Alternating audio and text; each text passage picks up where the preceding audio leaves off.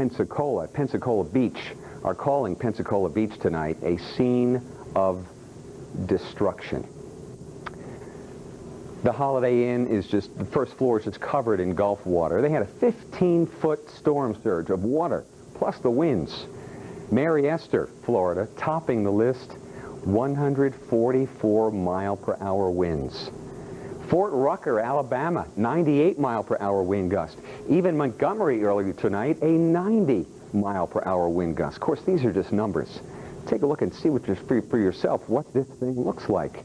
At Pensacola, look at the wind damage. This is after that thing blew on through. The police were out. Over in Mobile, Alabama, there's a 6 p.m. to 6 a.m. curfew tonight due to all the damage. And look at this, some of the scenes from Pensacola. We had some heavy rain here, too, caused all the flooding. Listen to the wind.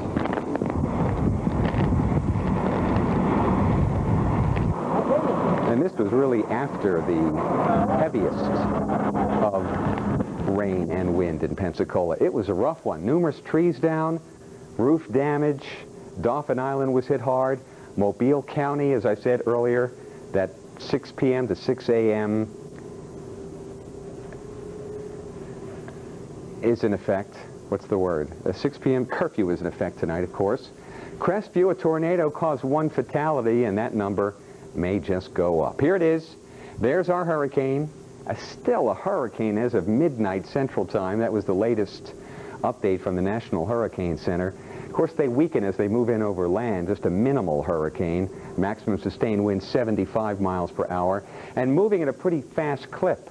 This is forecast to still have tropical characteristics, perhaps, even as it hits Lake Erie about 18 hours from now. How about that? Hurricane Opal. And even tonight, you can see the eye right in here, the northeast side of the eye wall, just west of Atlanta. That's why it's been so windy in the Big A. And this is headed up toward Rome and then Chattanooga later on tonight. Hurricane Opal. Spreading some rain all the way up into West Virginia, where flood watches are in effect here tonight. Flood warnings for northwest Georgia. It is a rough go in this part of the world. Then we've got a hurricane again. It's become a hurricane again. Noel in the Atlantic Ocean, 75-mile-per-hour winds moving north, forecast to weaken. And then a little further out, a new tropical depression that could become Pablo. Wow. Travel weather is next. The weather will affect your drive with the Michelin Driver's Report. And no matter when you tune in, you're never more than minutes away from your local forecast. The Weather Channel, weather you can always turn to. The actual barrier island, and now you can see the scenes behind me. This is a Winn-Dixie marketplace. You can see our sign, the marquee is gone, with the exception of maybe one establishment, and the roof as well off to the right is off. And again, the wind damage was bad enough here. A lot of the local residents suspect winds of possible, I'd say 120, 125 miles per hour in gust, but it was definitely the storm surge in this area as well as the barrier island. Joe, is that what that is behind you on the ground there? Is that, and I saw that payloader. Was that taking some of that stuff off the road there? Yeah, Jim, it was an interesting obstacle course on the way down here. We had to dodge left and right. A lot of debris. There's a lot of railroad ties, all sorts of building materials, and unfortunately we suspect that a lot of these came from the barrier island. That's probably a good mile, mile and a half as the crow flies, and that was drawn all the way across as the storm surge approached, and that was drawn up by that strong southeasterly wind. All right, thank you very much, Bill, for that update. Obviously, we'll check back in with you in 30 minutes to see what new information you have to share with us. Folks, let's talk about the satellite here and where this thing is going and what it's going to do now. We go behind me here, and you can surely see the fetch of moisture making its way on northeastward. I mean, if I could say, hey, there's one bit of good news that we have actually with Opal now, and it's going to be a great rainmaker for the Northeast, an area which was absolutely dry for a good part of the summer here. So great news across Pennsylvania, New Jersey, and on into New England. And we're talking about this area in through here that could get anywhere from 2 to even 4 inches of rain, as we have a very strong upper-level disturbance off to the west, which is going to help to squeeze out the moisture with this thing, much like a sponge would. Much like you would squeeze out a sponge, I should say, in your hand. Now, one of the problems with the eastern sides of the storm are these outer feeder bands, and they can at times produce small-scale tornadoes So across North Carolina, we do have a tornado watch issued for through the midday hours, so you got to be careful for that. But great news in the Northeast. We are going to be talking about some great rains coming up and through here. It's already wet. That unfortunately is going to affect the rush hour this evening in the megalopolis, all the way from Washington on up into New York and Boston. Stay tuned for the latest on Opal. We'll keep you updated. Let's go back to the studio and find out what your Thursday forecast looks like. Okay, Jim, once again, we'll check on the morning weather forecast, and we'll show you what's going on right now with our current weather map. A lot of rain beginning to spread out northward. It's spreading as far north now as around New York City, Philadelphia, locally heavy rainfall around Philly within the last couple of hours, and there's rain creeping as far northward now as Columbus, Ohio. Will encompass the entire state of Ohio within the next hour or two. We'll show you what's going on over the southeastern part of the country. There goes Opal spreading on northward, all of its moisture as well. We still have that tornado watch out, a couple of those now, for much of the Carolinas through the midday hours. Otherwise, for New England, dry over central and northern parts. The rain is heading on north. It'll be there tonight. Looking at the Midwest, another developing storm. This will bring back some more wind and rain, especially to the Twin Cities, come later this afternoon, while the west is going to be dry. It's going to be warm in central and southern California. Offshore flow here. Santa Ana winds beginning to pick up. It should be a very, very nice day. Looking at the map one more time, you can see Opal beginning to spread moisture on northward. Another developing storm at this hour over the nation's midsection with temperatures not so bad. We're looking at radar again. Lots of rain beginning to spread on northward. And overall, it's mild throughout the deep south, now up to 70 degrees.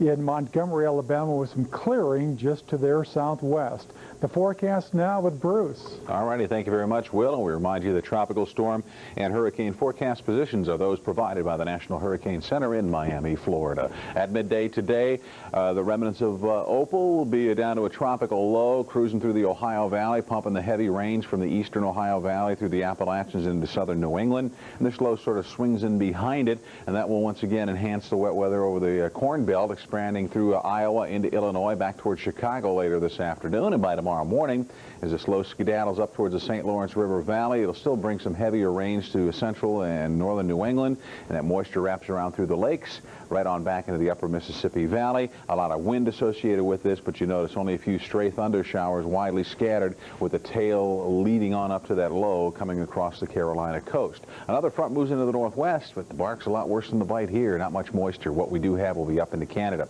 Now, through 7 o'clock tomorrow morning, locally, we could see 4 inches or more of rain in the central Appalachians, some of the valleys especially, and pretty much count on at least an inch of rain from Roanoke, Virginia to Lexington up to Cleveland to Buffalo and extending on to New York City and to Hartford, Connecticut. At least an inch of rain here, with temperatures balmy, 60s, 70s, and 80s. The tropical air is in place for sure, but you can't enjoy it with all the wet weather. Tomorrow morning, another warm morning, once again with tropical air over the eastern third of the country. There's a little taste of winter with teens and 20s for lows in the Rockies. Stay tuned. A break from the lower 48, a trip across the Big Pond to Europe. Dead ahead on the Weather Channel as it continues. Hurricane force winds there during the last 24 hours. The latest on Opal right now, at least at the 5 o'clock advisory, this system right now is cruising on towards the north. We should have some updated information any time now, but it's probably getting ready to head into extreme southeastern Kentucky. But as of 5 o'clock this morning, it was located about 55 miles east of Huntsville, Alabama. Its winds were beginning to drop, the pressure was rising, and it was northward bound at 25 miles per hour. And that will bring some beneficial rainfall to much of New England, including the big cities as far west as Columbus, Indianapolis, and also around Erie, PA as well. Still looking at a couple of weather watches out. These are tornado watches. They cover much of the Carolinas, where there could be the potential of more flooding there today. Where we see the darker green, flood watches are now in effect. Covers much of West Virginia, the Carolinas, northwestern Georgia, and eastern Kentucky and Tennessee, and also the extreme southern parts of Ohio too, because locally another 3, 4, maybe 5 more inches of rain could be developing with this system, and also because of that interacting with a front to the west and the Midwest at this hour. Let's show you what it looks like on a satellite picture, and you can see a large batch of moisture beginning to flood on northward right now. Heavy rainfall off and on during the morning hours around Philadelphia, now heading towards New York City, eventually Boston too. You can see the rainfall is actually backed more towards the west and northwest to cover much of the state of Ohio eastern Indiana and now cruising over towards Detroit and southeastern Michigan. A lot of moisture still heading on northward. We can show you this on our satellite picture. And once again, you can see there's going to be a good deal of moisture here. It's all beginning to rotate on northward across much of the Ohio River Valley. Again, raining from Philadelphia to Pittsburgh to Columbus, Ohio. It looks like the rainfall beginning to abate over much of Alabama, Georgia, and much of South Carolina. The heavier storms right now moving eastward and northward into North Carolina and parts of Virginia. We'll show you what's going on as far as rainfall over the state of Florida, too. Another feeder band, again, beginning to move on northward and cruising the state right now from Fort Myers to Orlando up towards Daytona Beach. A couple of more showers and storms likely across the peninsula today. Tropical Depression number 18 as of the 5 o'clock advisory. Here it is right here.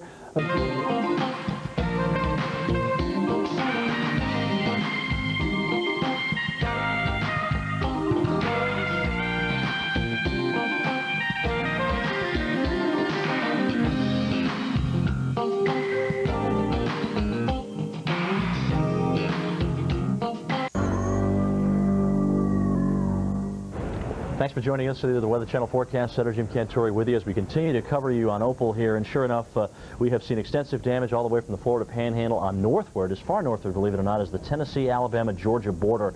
And we're talking several hundred miles here of power outages, trees down, limbs, and tremendous amounts of rain. And we'll talk about that.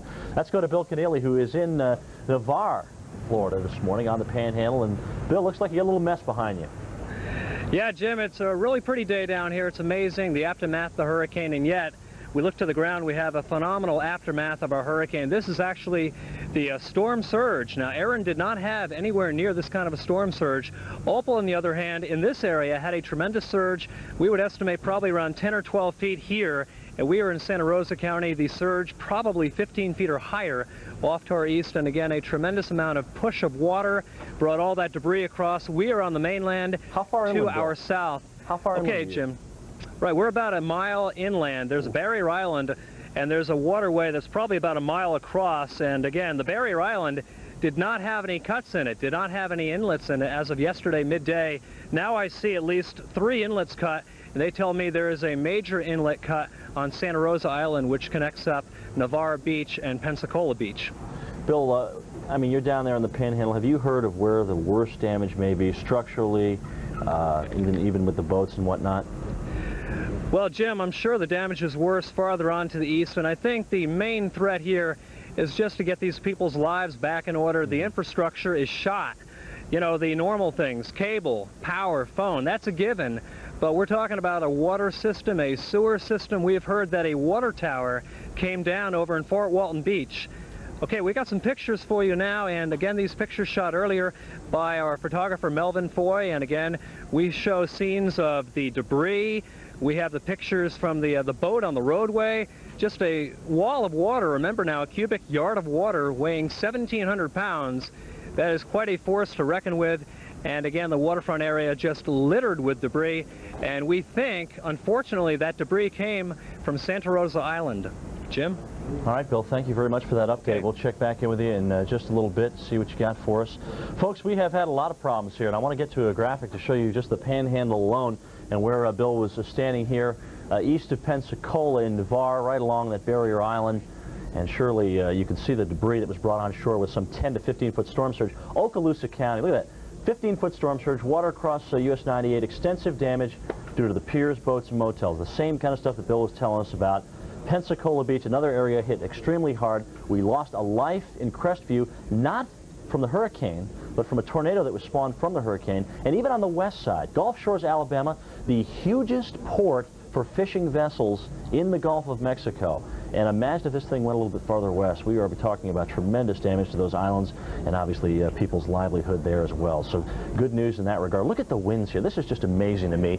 We talked about this a little bit yesterday. First of all, of course, you bring this thing on shore with the eastern side of the eye wall just crushing the western panhandle of Florida. Look at Mary Esther's wind gusts. 144 miles an hour. Then as this system tracked to the north, didn't lose a lot of its punch really for coming this far inland, probably due to speed and power initially. 90 miles an hour at Montgomery, destruction there, and then we moved it north overnight. It's just a rough night in Atlanta. Winds sustained 30, 40, even at sometimes 50 miles an hour, and then gusting on top of that to near hurricane force Marietta on the west side of town. And we have heard reports of power outages in Atlanta. Almost 400,000 people lost their power and lots of damage in the Atlanta metro area. So some big problems with this system, to say the least. Let's go ahead and show you what else we have for you here, and we'll talk about the satellite and maybe some of the benefits that we can tell you about with regard to Opal. And that one benefit here is the fact that we're bringing a tremendous amount of rain on northward in an area that needs it. I mean, we're talking about New York City, Boston, Philadelphia, D.C. Rainfall deficits in this area anywhere from 5 to 10 to even 12 or 13 inches. So we are down tremendously in rain, and you could see as much heck, I don't even go back to Michigan here. You could see as much as probably 2-3 inches of rain out of this thing. Even the speed, because look at how much warm, moist air is being thrust northward, and already the rains have spread quickly on up into Michigan and across the tri-state area. Now, another thing we're going to have to deal with this system is the potential for these outer bands to produce some minor tornadoes. That's why the watch is out through the midday hours of today. And surely you can see some of these bands down through the Carolinas, but also of benefit, this rain, again, as I mentioned, from D.C. on northward into the megalopolis. And great news in that regard with Opal. We can finally tell you about a little good news with this thing. We'll keep you posted on what Opal has done and what it is going to do throughout the day today. Dennis Smith will join us at the bottom of the hour for the latest. Right now, let's go to Marnie in the studio and find out what your Thursday forecast looks like. We have some new information, thanks Jim. This just into us. Just some overall damage reports from Montgomery, Atlanta, Birmingham, and Pell City. A lot of structural damage here. They thought a tornado touched down, but that has not been confirmed. Over 10 inches of rain in Birmingham with widespread trees down, power lines down, the works. Montgomery, a lot of trees down. A lot of people are without power. They had winds to 90 miles per hour in Montgomery. An 18-wheeler blown off of an interstate. One fatality in the Atlanta metro area in Marietta. A tree blew over onto a truck. 400,000 people without power at this hour. Widespread trees down. All of the forecasters are all talking. I had 2 trees down. You have 3 down. Everybody's just kind of comparing notes because almost everybody out here has had a tree or 2 knocked down in their yard. So a lot of widespread trees down, power outages. Most schools are closed and a lot of localized flooding problems. So that's just kind of an update on what we have going on from the southeastern region. And again, this is good news because some folks are going to see some rain where they really need it. New York City up to Hartford and New Haven. Great news. A good chance for rain. Pittsburgh, what a dry summer you've had too. This will certainly help out. So it continues to move on in. New York City, it was dry earlier, but that's history. White Plains down to Yonkers and Manhattan, it's raining. You do need umbrellas and a steady rain expected. Now, the initial first couple of inches will be great, but then we might start to see some runoff problems because the ground can't absorb an awful lot of rain in a short period of time. So the first couple of inches will be very beneficial, and then we might run into some flooding problems here. So that's something we'll monitor for you folks, Trenton to Philly, even Cincinnati, Lexington to Columbus, more rain and maybe some flooding. Again, the center of circulation with our storm winding right about here, moving off to the north at 25 miles per hour. Here's a different perspective and a different storm from Iowa to parts of Nebraska. Another area of low pressure continues to spin with gusty winds. So let's check it out. Let's put the maps in motion and we'll show you that we have a powerful system that will head east today and tomorrow. Behind it, expect cooler weather. That's a big change in your pattern. Now in the northeast, again, rain. This is great. This will help out with those major deficits. Locally, 3 inches of rain not out of the question. So Pittsburgh to Philly, D.C., New York City, you're all going to see rain. Tropical moisture, true, and tropical air and warm temperatures over eastern Virginia. The southeast, well, the storm is going to wind up and you're actually going to start to see a clearing trend from Atlanta to Birmingham back to Little Rock. So the wind will die down and the rain will taper off and the day will certainly improve. You'll start to see improvements by later on this afternoon. Daytime temperatures anywhere from the 70s to the 80s, so still a lot of tropical air left over. Even some warmer 90s in parts of Florida where you're still seeing some squalls around the storm. Even though the storm is history, we're still seeing some squally weather across the Sunshine State. We'll watch those radar radars for you folks in Orlando and Tampa. And if we find any cells that look interesting, we'll pinpoint them for you.